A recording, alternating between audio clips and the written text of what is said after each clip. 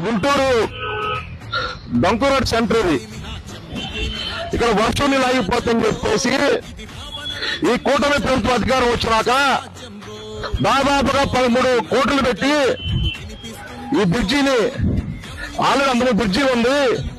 ఈ బ్రిడ్జిని మళ్ళా రీమోడలింగ్ చేశారు. దాదాపు చేసి ఒక 4 నెలలు అవుతుంది. 4 నెలల్లోనే మళ్ళా చూడండి ఒకసారి నీళ్లు.